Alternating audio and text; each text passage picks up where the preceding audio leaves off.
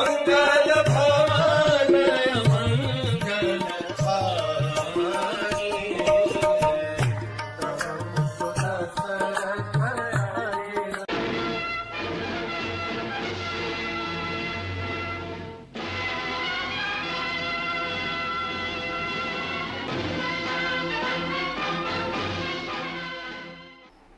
Very good. हमने देखा कल किस प्रकार से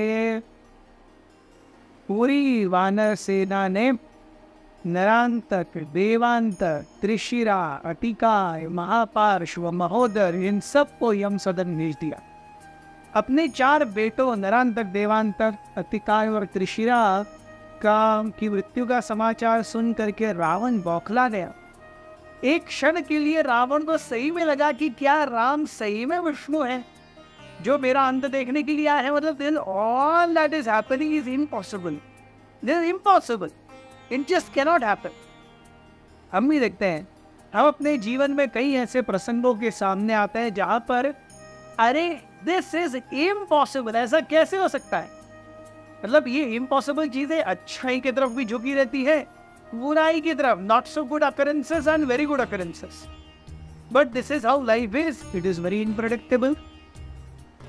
सो प्रैक्टिकली रावण बौखला गए। उनका भी मोरल कम होने लगा कि ये क्या हो रहा है। कुंभकर्ण चले गए हैं, मेरे इतने सारे बेटे चले गए हैं, प्रहस्त चले गए, इतने राक्षस मर गए, राम लक्ष्मण का कुछ बात ही नहीं होता दिखता।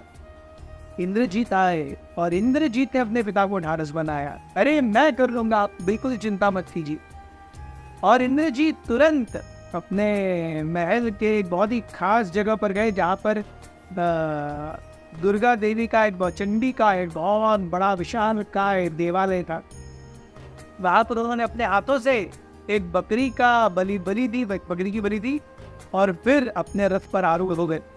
जैसे ही रथ पर आरूढ़ हुए वैसे ही वो भी अदृश्य हो गए और वो रथ भी अदृश्य हो गए। जब इंद्रजीत रणांगण में आए तो ऐसे बाणों की बौछार होने लगी, ऐसे अस्त्रों की और शस्त्रों का मार होने लगा। सारे वानर जो थे इतस्ततः बिखर गए।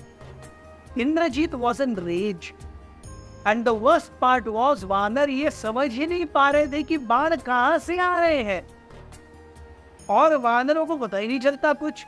वानर मतलब इतने आसानी से इंद्रजीत पूरे वानरों के बीच में घूम रहे थे और वानरों को बिल्कुल एक भनक तक नहीं थी कि इंद्रजीत कहाँ है।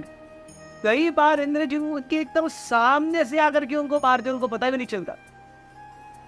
द एंटायर वानर army was fully put into अरे वानर सोच भी नहीं पा रहे थे क्या हो रहा है।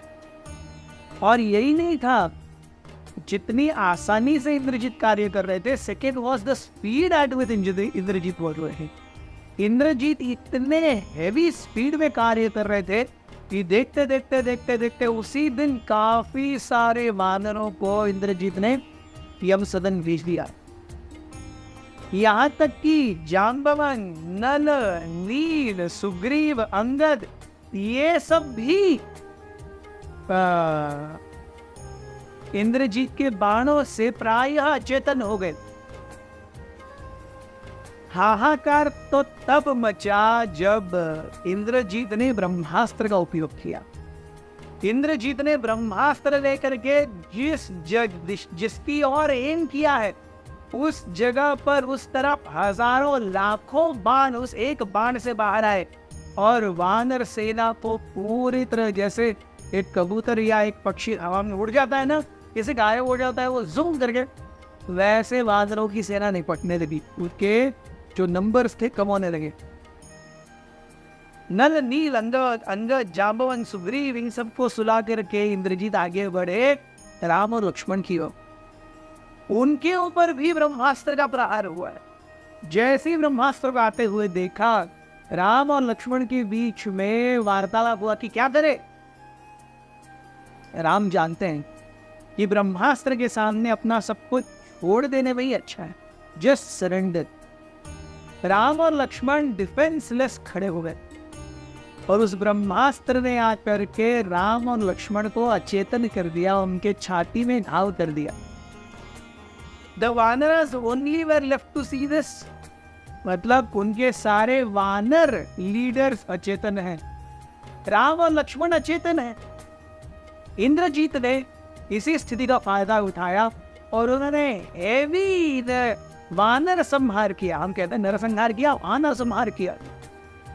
इसी बीच में थोड़े समय के बाद में जाम्बवन किसी तरीके से थोड़ा सा शुद्धि में आया। सुषेण वॉज प्रैक्टिकली लाइक उस पर लेप लगा रहे थे, सब ठीक देख रहे थे। तो जैसे ही जाम्बवन होश में आए, सुषेण देखते हैं, जाम्बवन एक ही चीज पूछते हैं, क्या हनुमान अभी भी जीवित हैं? इंटरेस्टिंगली वो ये नहीं पूछते कि राम और लक्ष्मण जीवित हैं क्या, वो कहते हैं हनुमान जीवित हैं। यार हनुमान जीवित है तो बाकी सब कुछ और पॉसिबल है। सो हनुमान जी को भी बहुत चोटें लगी हैं, लेकिन किसी तरीके से वो बाहर आते हैं उसमें से। वो देखते हैं राम और लक्ष्मण अचेतन पड़े हैं और हनुमान जी रोने लगते हैं। जाम्बवन हनुमान जी को ठाड़स बनाते हैं, अरे आप रोगे तो कैसे चलेगा? When everything was impossible, Hanuman you are the only recourse. तो rather than crying over, वो दोनों जिंदा हैं, केवल अनकॉन्शियस है। अगर हम उन्हें जिंदा नहीं करेंगे तो दूसरे दिन क्या होगा? ये जो मूर्छित अवस्था है वो मृत अवस्था में बदल जाएगी। तो इसीलिए जाम्बवन कहते हैं सुषेण से, आप बताओ क्या क्या चाहिए? तब सुषेण कहते हैं, हम मुझे 4 चीजें चाहिए, 4 हर्ब्स चाहिए, 4 दवाइयाँ चाहिए। यस, एक है मृत संजीवनी, जो प्रायः मृत्यु की अवस्था पर जा गए हुए व्यक्ति को भी बाहर ला पाए।